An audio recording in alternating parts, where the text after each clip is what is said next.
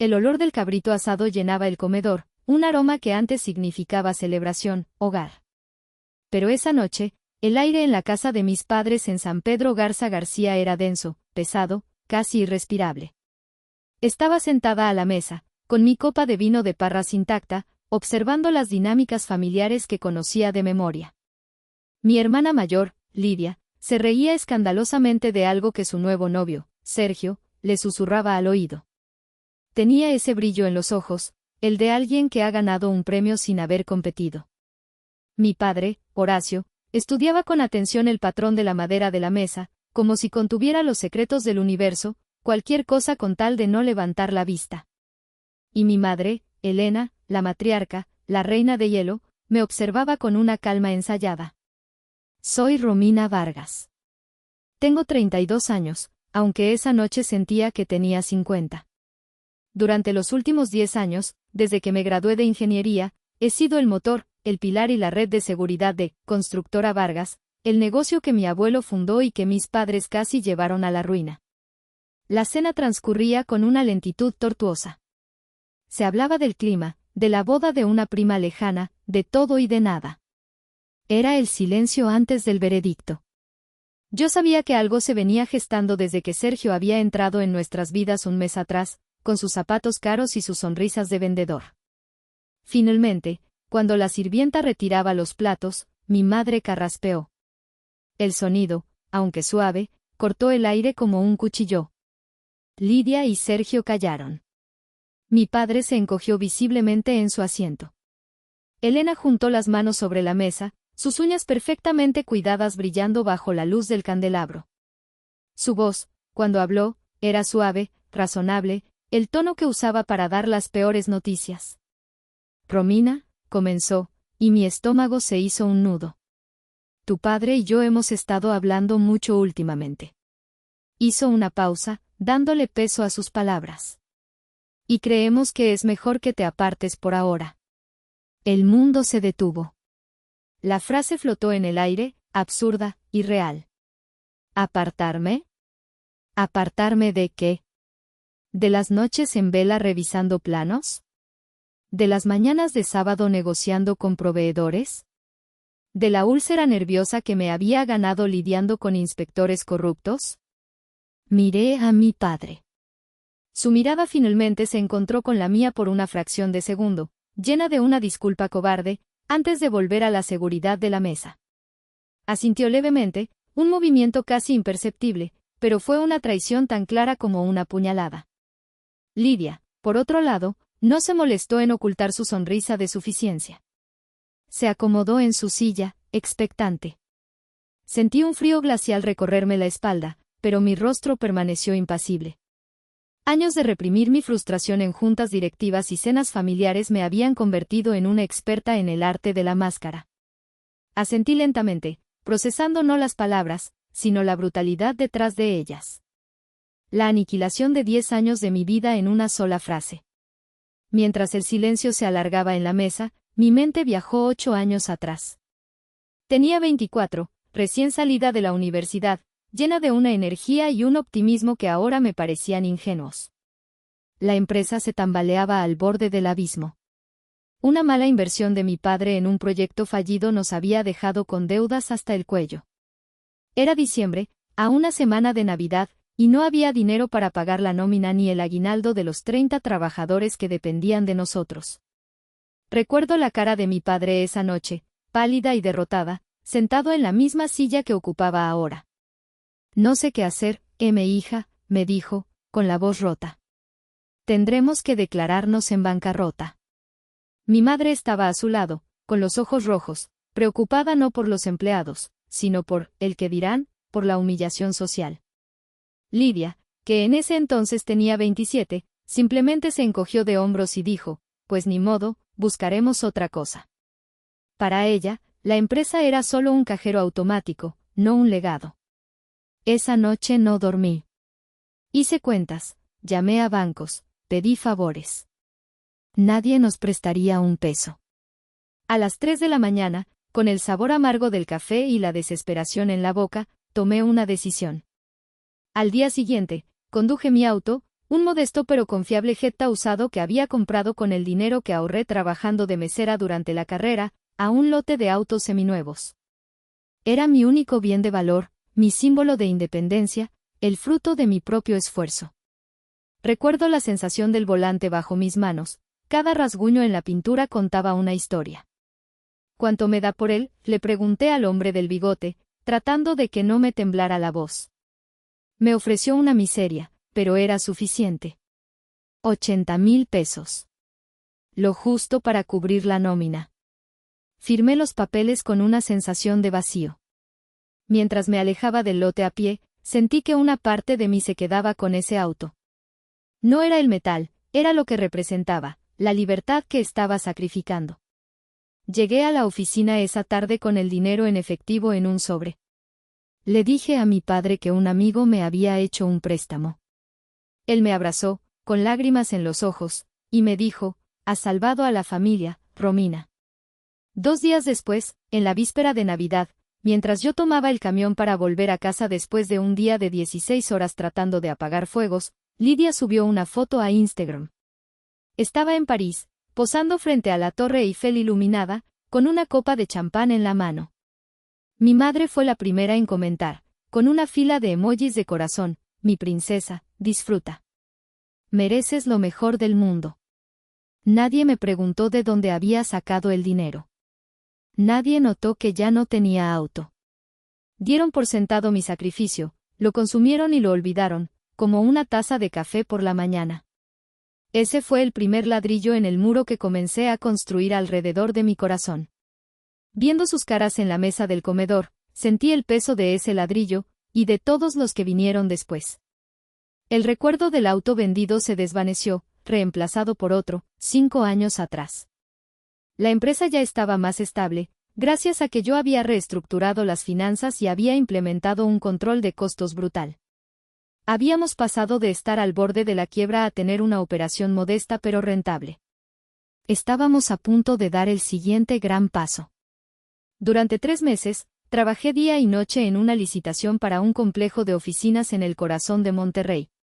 Era un contrato que cambiaría nuestro destino, que nos pondría de nuevo en el mapa. Competíamos contra gigantes, empresas con recursos y conexiones que nosotros solo podíamos soñar. Mi única arma era mi trabajo. Pasé noches enteras sin dormir, analizando cada detalle, optimizando cada costo, diseñando una propuesta que fuera no solo competitiva, sino brillante. Mi padre me veía con una mezcla de orgullo y preocupación.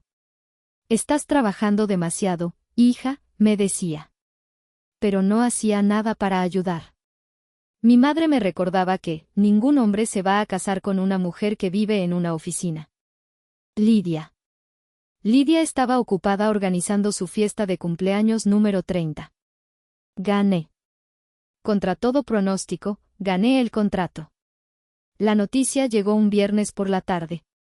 Recuerdo haber gritado de alegría en mi pequeña oficina, un grito que liberó meses de tensión.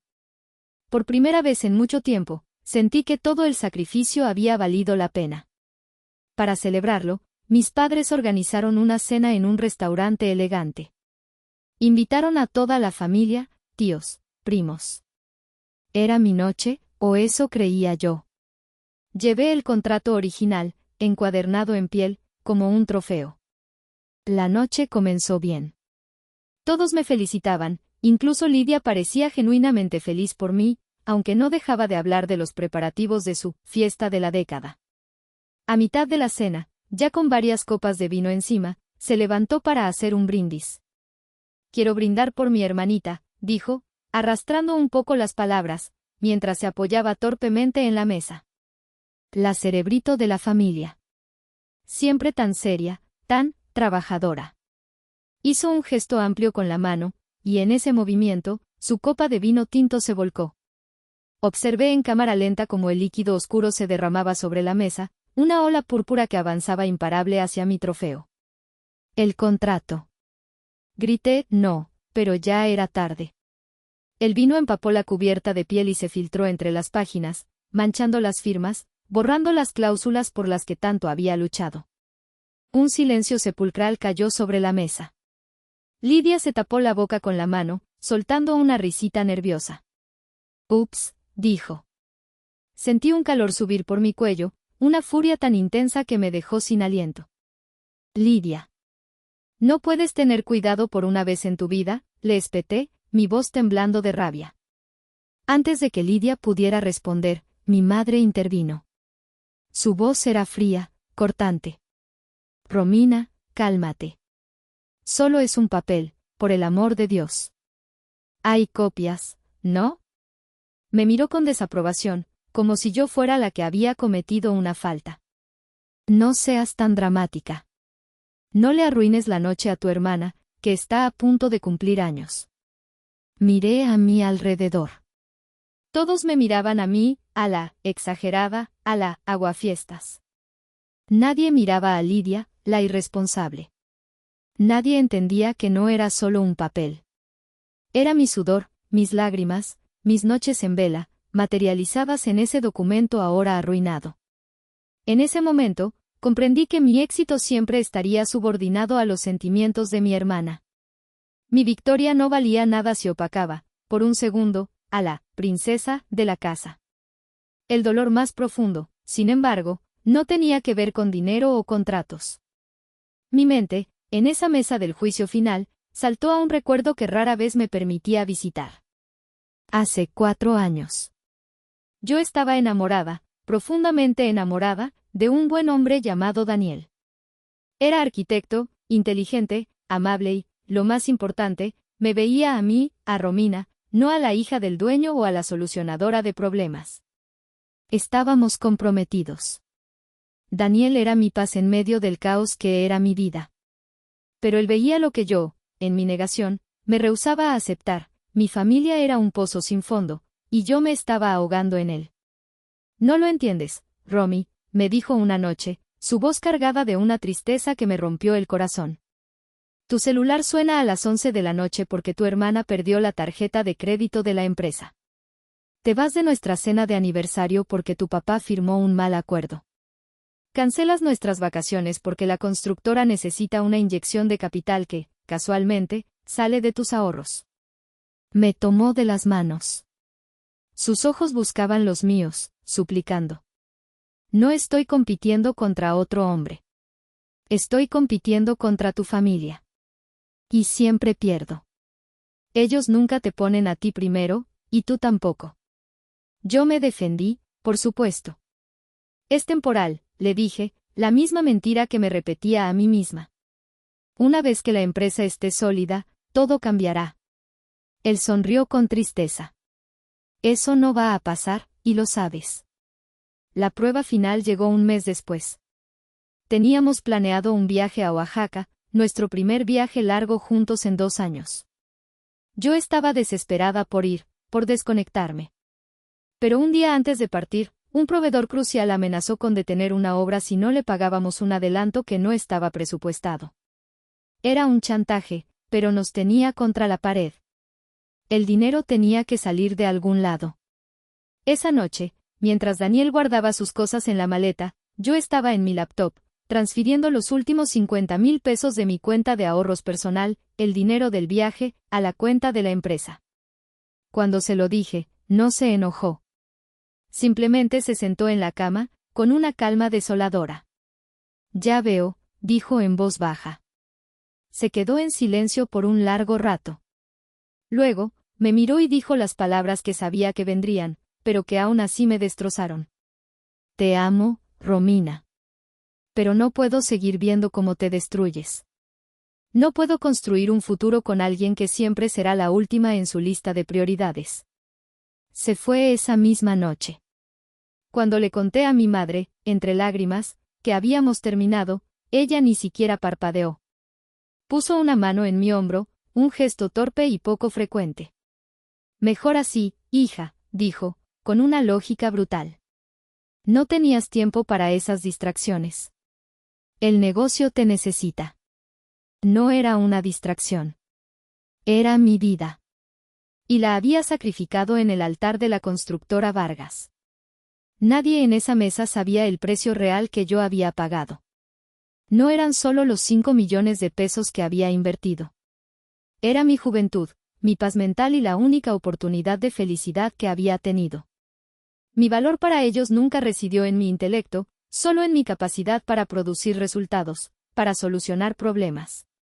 Mi mente era una herramienta, no un don que apreciar.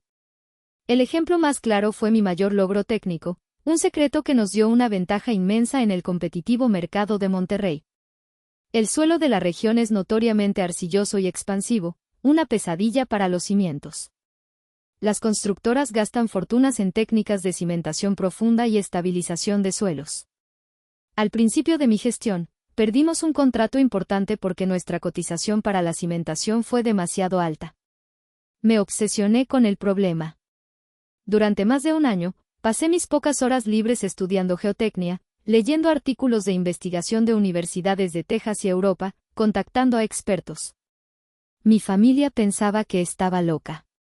¿Para qué estudias tanto, si ya eres ingeniera?, me preguntaba mi madre. Lidia se burlaba, ahí está la nerd, con sus libros. Pero encontré algo. Una combinación de un aditivo polimérico poco conocido y una técnica de inyección a presión modificada. Hice pruebas en un pequeño terreno nuestro, ajustando la fórmula una y otra vez, usando mi propio dinero para financiar los experimentos. Finalmente, lo conseguí, un método que estabilizaba el suelo arcilloso con la misma eficacia que las técnicas tradicionales, pero a un 40% del costo. Lo patenté a nombre de la empresa, por supuesto. Era mi creación, pero mi lealtad era para la constructora. Ese método se convirtió en nuestra arma secreta. Empezamos a ganar licitaciones una tras otra, no porque fuéramos más baratos en general, sino porque nuestro costo de cimentación era imbatible. Un par de años después, estábamos en una comida con un cliente muy importante. El hombre, un desarrollador experimentado, levantó su copa hacia mí. Quiero brindar por la ingeniera Vargas. Romina, tu método de tratamiento de suelos es, francamente, revolucionario. Nos has ahorrado millones. Me sonrojé, un raro momento de reconocimiento público. Antes de que pudiera decir, gracias, mi padre intervino, riendo con modestia. Bueno, tuvimos suerte con ese método, dijo, dándole una palmada en la espalda al cliente. A veces las cosas simplemente funcionan. Suerte. Una palabra. Con una sola palabra, borró un año de investigación, de noches en vela, de fracasos y éxitos solitarios. No lo hizo con malicia. Simplemente, en su mente, era inconcebible que yo, su hija, la solucionadora de problemas, pudiera ser también una innovadora, una creadora. Mi éxito no podía ser fruto del genio, solo de la suerte o del trabajo duro, como el de una mula de carga. En ese momento entendí que nunca me verían como su igual. Siempre sería la herramienta útil, pero nunca la arquitecta de nuestro éxito. El principio del fin tuvo un nombre, Sergio. Apareció hace un mes, como traído por la marea de las malas decisiones de mi hermana Lidia. Era todo sonrisa y encanto superficial. Vestía trajes que parecían caros pero que no le quedaban del todo bien, y hablaba con la confianza de un hombre que ha leído 3 libros de autoayuda y se cree Steve Jobs. Lidia lo presentó en una comida de domingo como un emprendedor visionario. Aparentemente, tenía una agencia de branding que operaba desde una cuenta de Instagram con más bots que seguidores reales. Desde el primer momento, no me gustó. Había una codicia apenas velada en su mirada cuando observaba la casa de mis padres, los autos en la cochera. Pero mi madre estaba encantada. Elena, que siempre había valorado más las apariencias que la sustancia, vio en Sergio un reflejo de sus propias aspiraciones. Él le hablaba de sinergias, de potencial de mercado, de elevar la marca Vargas. Usaba todas las palabras de moda que había escuchado en algún podcast, y mi madre se las bebía como si fueran agua bendita. Este chico sí que tiene visión, me dijo en privado esa misma tarde. No como otros, que solo ven números y concreto. La indirecta era tan sutil como un martillazo. Sergio dirigió toda su atención a Lidia, inflándole el ego con una destreza de experto. Lidia, mi amor, tú eres el alma de esta empresa, le decía en la mesa, para que todos lo escucháramos. Tu hermana es el motor, sin duda, pero tú eres el volante y el rostro. La gente no compra edificios, compra un estilo de vida. Y eso, querida, es algo que tú irradias. Lidia, que no había pisado una obra en su vida y cuya única contribución a la empresa era usar la tarjeta corporativa para sus comidas en restaurantes de moda, se creía cada palabra. Empezó a hablar de mi visión para la empresa, de cambios que son necesarios. Yo observaba este teatro del absurdo con una creciente sensación de alarma. Sergio no era solo un novio, era un catalizador.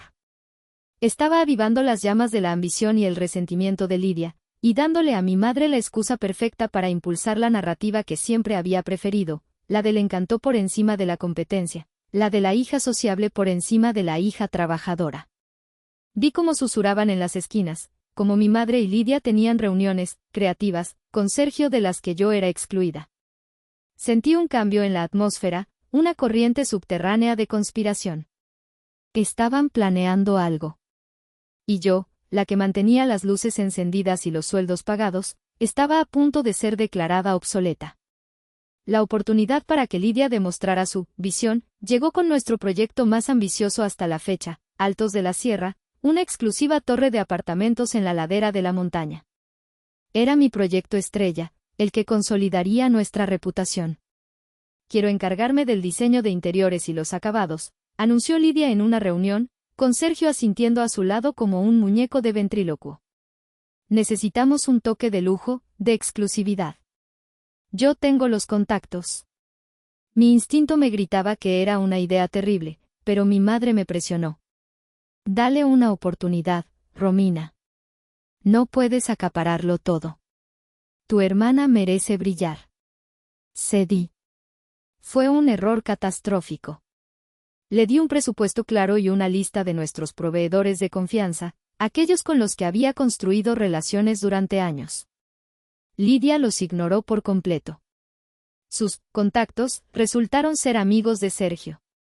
Uno de ellos, un supuesto diseñador de interiores, con una tienda boutique en Centrito Valle, la convenció de importar mármol de Carrara y grifería alemana a precios exorbitantes. Pero Lidia, esto está un 80% por encima del presupuesto, le dije, mostrándole las cotizaciones. Romina, no entiendes el lujo, me contestó con aire de suficiencia, repitiendo las palabras de Sergio. No podemos poner pisos de segunda en un proyecto de primera. Es una inversión en la marca. La verdadera crisis estalló una semana después. Me enteré, por casualidad, a través de uno de mis ingenieros, que Lidia había firmado una orden de compra por casi $1.000.000 para unos muebles de exterior de diseño italiano. Lo había hecho sin mi autorización, comprometiendo a la empresa. Para empeorar las cosas, el proveedor, otro amigo de Sergio, exigía un pago del 70% por adelantado. Dinero que no teníamos disponible. La confronté en la oficina. Por primera vez en años, le levanté la voz. ¿En qué estabas pensando, Lidia? Acabas de poner en riesgo todo el flujo de caja del proyecto. Ella se echó a llorar, por supuesto. Yo solo quería ayudar, sollozó. Sergio dijo que era una gran oportunidad. Esa noche, fui a casa de mis padres, furiosa. Le expliqué a mi madre la gravedad de la situación. Le mostré los números, el agujero que Lidia había creado. Esperaba, tontamente, que por fin viera la realidad. La respuesta de Elena me dejó helada. Escuchó todo en silencio y, cuando terminé, suspiró y dijo, bueno, ya está hecho. Tendrás que arreglarlo. ¿Arreglarlo? Mamá, esto no es un florero roto. Es $1.000.000. No le hables así a tu hermana, me advirtió, su voz endureciéndose. Ella está aprendiendo. Es normal cometer errores. El problema, Romina, es que eres demasiado controladora y no le tienes paciencia. Siempre has sido muy dura con ella. Me quedé sin palabras. No era Lidia. Era yo. Mi culpa. Por ser competente, por ser responsable, por esperar un mínimo de sentido común. Esa fue la epifanía. La dolorosa, cegadora revelación de que no importaba lo que Lidia hiciera, siempre sería defendida. Y no importaba lo que yo hiciera, siempre sería la culpable, la mula de carga a la que se le exige arreglar los desastres sin una sola palabra de agradecimiento. En ese instante, algo dentro de mí, algo que llevaba 10 años agrietándose, se rompió para siempre. Se acabó. Ya no iba a ser su red de seguridad. Salí de la casa de mis padres esa noche con una calma aterradora. La furia se había disipado, reemplazada por una claridad fría y dura. El juego había terminado, y yo me negaba a seguir perdiendo. Al día siguiente, busqué en Internet mejores abogados corporativos en Monterrey.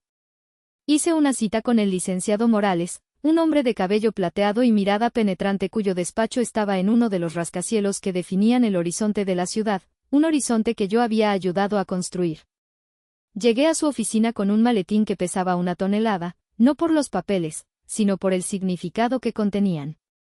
Durante la última década, había sido meticulosa.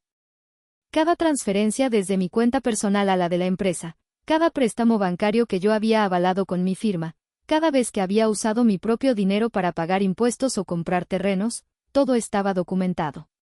Me senté frente a él y, por primera vez, le conté mi historia a un extraño. Le hablé de los 10 años de trabajo, de los sacrificios, del auto vendido, del compromiso roto. Y luego, le mostré los números. En total, le dije, mi voz sonando más firme de lo que me sentía, he invertido personalmente en la empresa poco más de 5 millones de pesos. Sin contar mi sueldo, que durante los primeros 3 años fue prácticamente nulo. El licenciado Morales revisó los documentos en silencio, asintiendo de vez en cuando. Sus ojos, detrás de unas gafas de lectura, no mostraban sorpresa, solo una tranquila profesionalidad. Había visto dramas familiares peores, me imaginé. Señorita Vargas, dijo finalmente, quitándose las gafas. Su posición es extraordinariamente sólida. Usted no es solo una empleada o una accionista minoritaria. Usted es la principal acreedora de esta empresa. Cada peso que transfirió desde sus cuentas personales es, legalmente, un préstamo a la compañía. ¿Eso qué significa?, pregunté, aunque ya intuía la respuesta. Significa que usted tiene todo el derecho de exigir el pago de esa deuda. Y si la empresa no puede pagar, lo cual parece ser el caso, usted puede tomar el control de los activos hasta cubrir el monto adeudado. Hizo una pausa. Significa que, si usted lo decide, puede retirar su inversión. Toda. Y dejar que ellos se enfrenten a las consecuencias. La idea era a la vez aterradora y liberadora. Era el botón nuclear que siempre había tenido, pero que nunca me había atrevido a mirar. Quiero que prepare todo lo necesario, le dije, y la decisión, una vez verbalizada, se sintió irrevocable. No sé cuándo, pero sé que pronto voy a necesitarlo. Salí de su oficina sintiéndome extrañamente ligera. El plan estaba en marcha. Ya no era una víctima pasiva de las circunstancias. Tenía una estrategia, una salida de emergencia. Ahora solo tenía que esperar a que ellos mismos me dieran la razón, a que dieran el último empujón que me haría apretar ese botón. No tuve que esperar mucho. La invitación a la cena llegó una semana después. Y así, volvemos a la mesa. Al olor a cabrito y a traición. Las palabras de mi madre, creemos que es mejor que te apartes por ahora, seguían suspendidas en el aire. La miré directamente a los ojos, buscando una pizca de duda, de afecto, de algo. No encontré nada, solo la fría determinación de quien ha tomado una decisión y no piensa dar marcha atrás.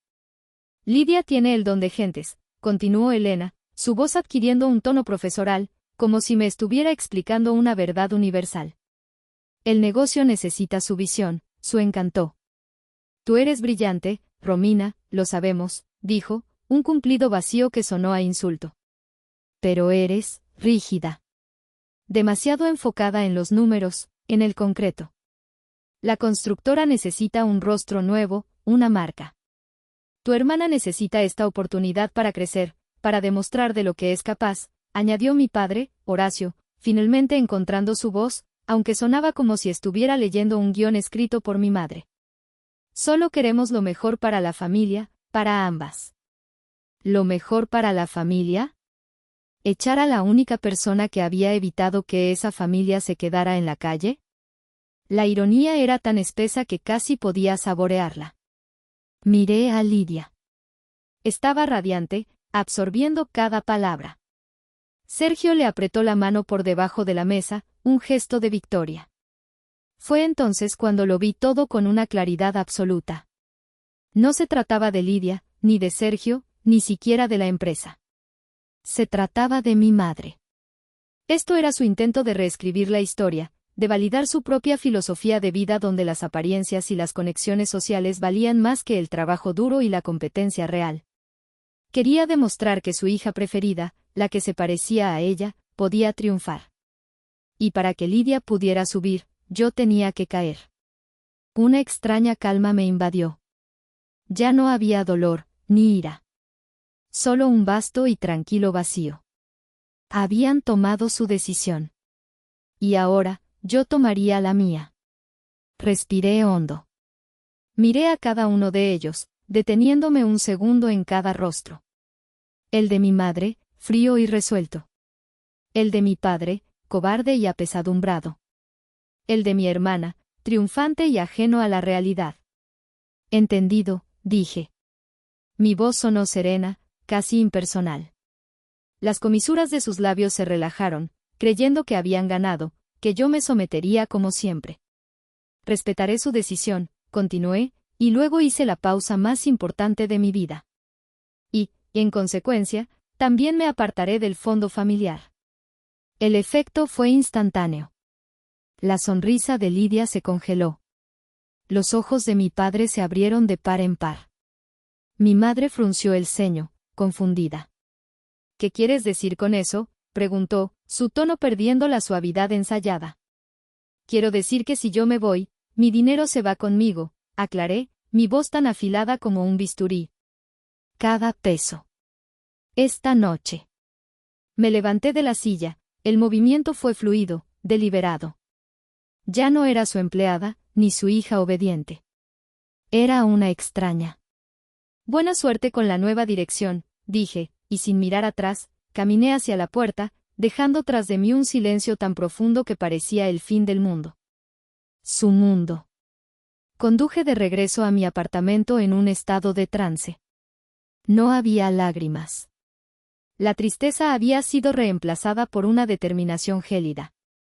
La Romina que había entrado a esa casa ya no existía. La que salió era diferente, forjada en el fuego de la traición final. Mi apartamento, un lugar pequeño y funcional que había elegido para poder reinvertir más dinero en la empresa, nunca me había parecido tan acogedor. Era mi espacio, el único lugar que no estaba contaminado por sus expectativas y demandas. Encendí mi laptop. La pantalla iluminó mi rostro en la oscuridad.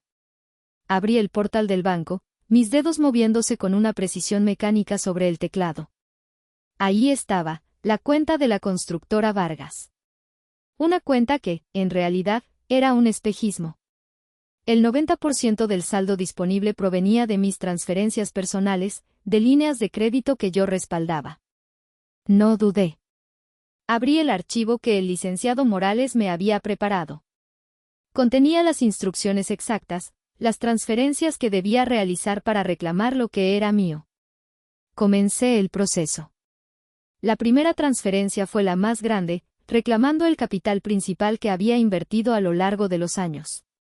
Clic, la segunda, para cubrir los préstamos que yo había avalado.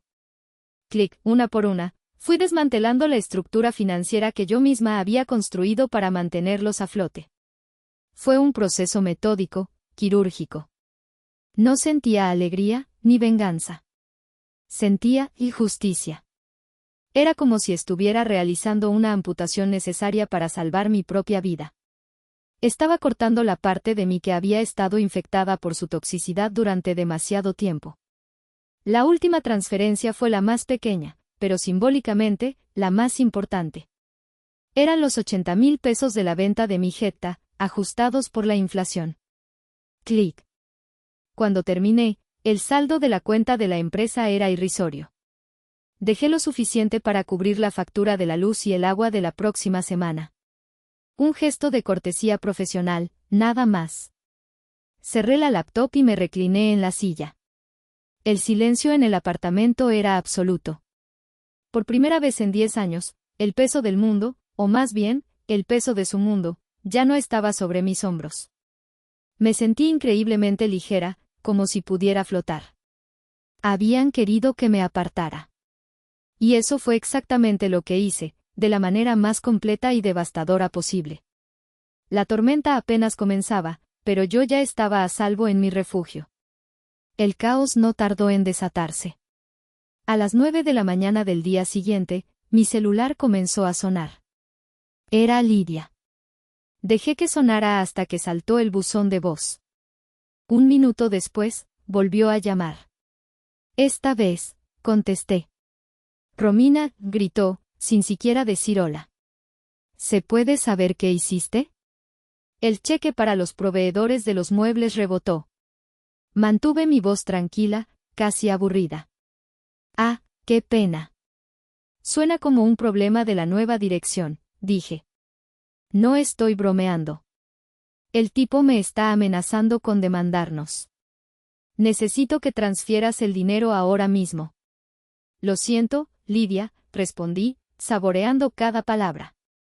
Ya no trabajo para ti. Tú eres la nueva jefa. Resuélvelo. Y colgué. Una hora después, fue el turno de mi padre. Su voz era un susurro tembloroso, cargado de pánico. Hija. Romina, ¿qué está pasando? El banco llamó. La línea de crédito fue cancelada. Dicen que el avalista se retiró. Así es, papá, confirmé fríamente. Yo era la avalista. Y como me pidieron que me apartara, pues me aparté. Pero sin esa línea no podemos pagar la renta de la oficina. Nos van a echar a la calle, hija. Por favor, tienes que arreglarlo. Estoy respetando su decisión, papá, repetí como un mantra. Ustedes querían que Lidia se hiciera cargo. Denle la oportunidad. Colgó sin decir nada más. Pude casi escucharlo envejecer al otro lado de la línea. La llamada más difícil fue la de mi tía Carmen, la hermana de mi madre, su principal secuaz. Su tono era de una indignación venenosa. Eres una egoísta, Romina. ¿Sabes lo que le has hecho a tu madre? Está destrozada, no ha parado de llorar. La vas a matar de un disgusto. Era el clásico chantaje emocional, el arma que siempre habían usado conmigo. Pero ya no funcionaba. Tía, la interrumpí, mi voz sin inflexiones. Si mi madre está mal, es por las consecuencias de sus propias decisiones. Dile que le envío mis respetos. Y colgué antes de que pudiera seguir con su letanía de culpas. Apagué el celular. Necesitaba silencio. Cada llamada era un intento de jalarme de vuelta a su caos, de hacerme responsable de los platos que ellos habían roto. Pero el cordón umbilical, el financiero y el emocional, ya estaba cortado. Pasaron 2 semanas de un bendito silencio.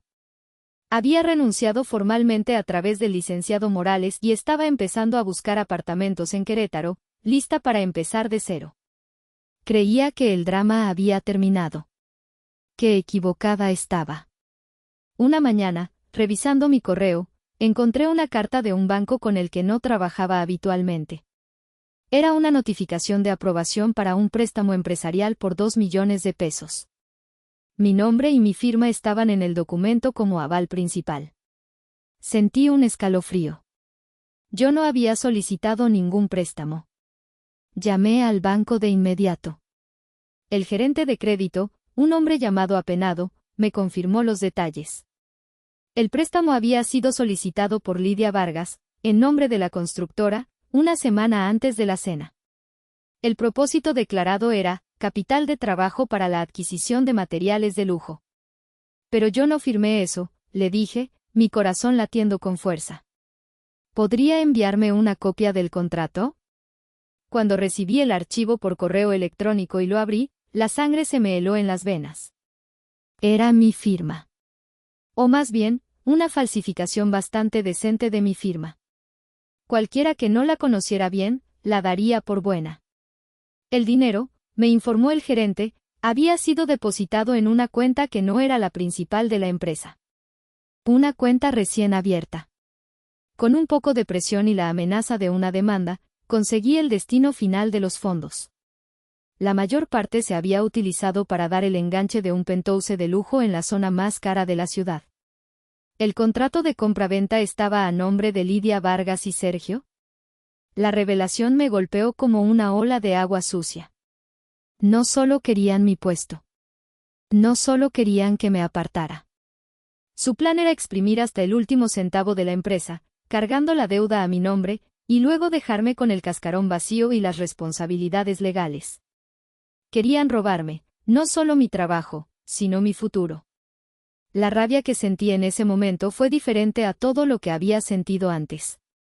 No era la frustración acumulada de años de injusticia. Era una furia pura, cristalina.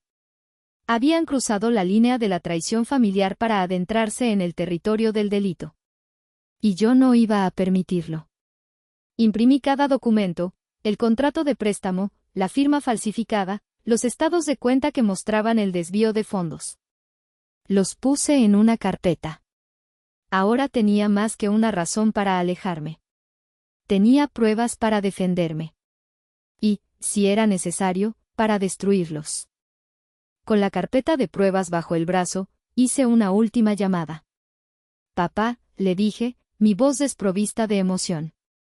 Necesito que estén todos en tu casa mañana a las 10. Es importante. Cuando llegué, no estaba sola. El licenciado Morales caminaba a mi lado, su presencia imponente llenando el umbral de la puerta. La sorpresa en sus caras fue mayúscula. Estaban todos allí, mis padres, Lidia, Sergio, incluso mi tía Carmen, convocada como refuerzo moral. Se sentaron en la sala, tensos, esperando mi súplica, mi rendición. No sabían que yo no venía a negociar, venía a dictar los términos. No hubo saludos. Me senté frente a ellos y coloqué la carpeta sobre la mesa de centro con un sonido seco. Antes de que digan nada, comencé, quiero que vean esto. Saqué el contrato del préstamo y lo deslicé sobre la mesa. 2 millones de pesos. Solicitados por Lidia. Avalados con mi firma. Hice una pausa, mirándola directamente. Una firma que yo nunca estampé. La cara de Lidia perdió todo su color. Sergio se removió incómodo en su asiento. El dinero fue usado para comprar un penthouse, continué, mi voz cortando el silencio. Un acto de fraude, simple y llanamente. Elena fue la primera en reaccionar, saltando en defensa de su favorita. Eso es ridículo. Debe ser un malentendido. Lidia nunca haría algo así. Fue entonces cuando el licenciado Morales habló por primera vez. Su voz era grave y resonante. Señora, no es un malentendido. Es un delito federal llamado falsificación de documentos y fraude bancario. Se castiga con hasta 12 años de prisión. La palabra, prisión, colgó en el aire, letal.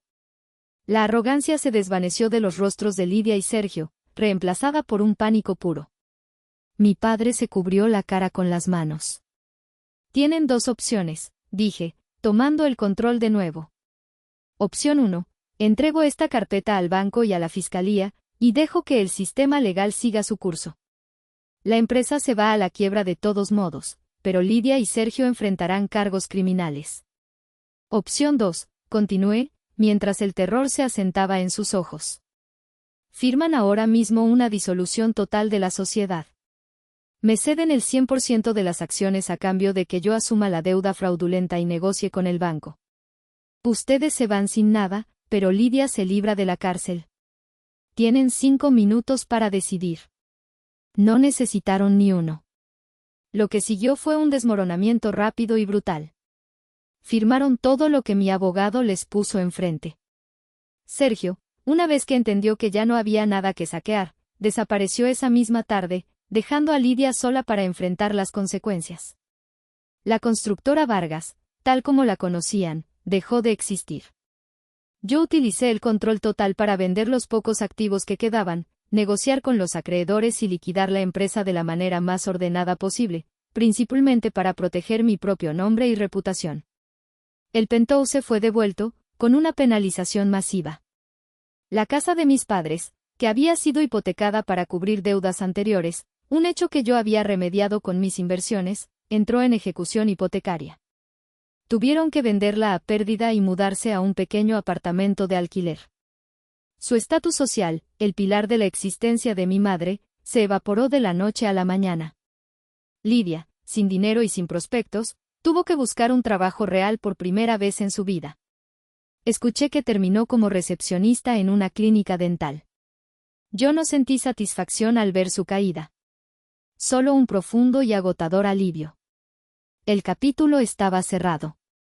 Durante todo el proceso, me mantuve a distancia, comunicándome solo a través de mi abogado. Su silencio era mi respuesta. Ya no había nada que decir. Un mes después del cataclismo final, recibí una visita inesperada. Era mi tío Damián, el hermano menor de mi padre. Era la oveja negra de la familia, un hombre tranquilo que se había alejado del negocio familiar hacía muchos años para abrir una pequeña librería. Apareció en mi apartamento con una caja de cartón. «Son algunas cosas de tus abuelos», dijo con una sonrisa amable. Pensé que querrías tenerlas. Lo invité a pasar. Mientras tomábamos un café, me miró fijamente. He escuchado lo que pasó, Romina. Y quiero que sepas que estoy orgulloso de ti. Hiciste lo que yo debía haber hecho hace 20 años. Intrigada, le pedí que me explicara. Cuando tu abuelo aún vivía, comenzó, la empresa era próspera.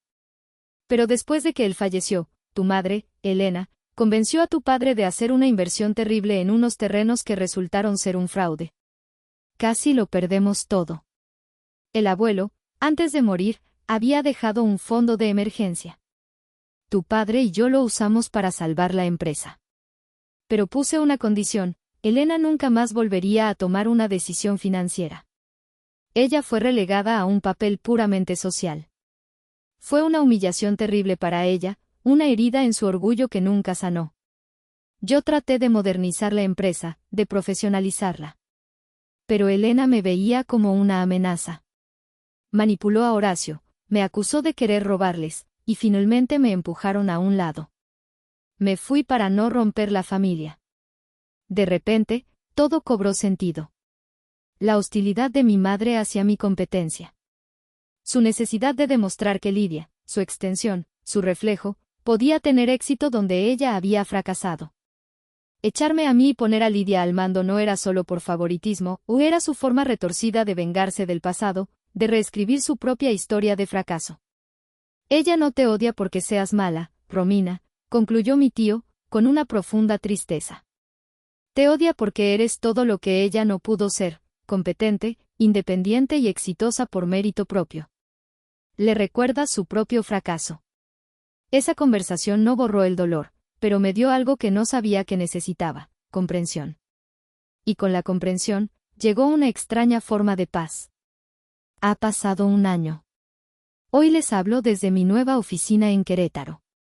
Fundé mi propia consultora de ingeniería, especializada en cimentaciones, usando mi método innovador como base. El éxito llegó más rápido de lo que jamás imaginé. Mi reputación me había precedido. Clientes de todo el país me buscan por mi experiencia. Vivo en una casa pequeña con un gran jardín. Los fines de semana hago senderismo en la sierra. Estoy aprendiendo a tocar la guitarra. Estoy sanando. Hace unas semanas, recibí una llamada de un número desconocido. Era mi padre. Su voz sonaba vieja, quebrada. Lloró. Me pidió perdón. Dijo que mi madre estaba enferma, que quería verme. Escuché en silencio. Y por primera vez, no sentí rabia, ni culpa, ni siquiera lástima. Sentí distancia. Te perdono, papá, le dije, y lo sentía de verdad. Los perdono a ambos. Pero el perdón no es una llave para que vuelvan a entrar en mi vida. He encontrado mi paz, Y no estoy dispuesta a negociarla. Colgué el teléfono con la mano firme. Rompí todo contacto. Ellos dicen que destruí a la familia, pero yo creo que simplemente dejé de prenderme fuego para mantenerlos calientes. ¿Hice mal? Gracias por haber llegado hasta el final de esta historia. Si te ha gustado, te agradecería mucho que le dieras un like, que la compartieras y que te suscribieras al canal para no perderte las próximas. Cada interacción me ayuda a seguir creciendo. Si están disfrutando de este relato, me darían una alegría muy grande si presionan el botón de hipear. Su apoyo significa muchísimo para mí y me anima a seguir buscando historias para ustedes. Muchas gracias de corazón.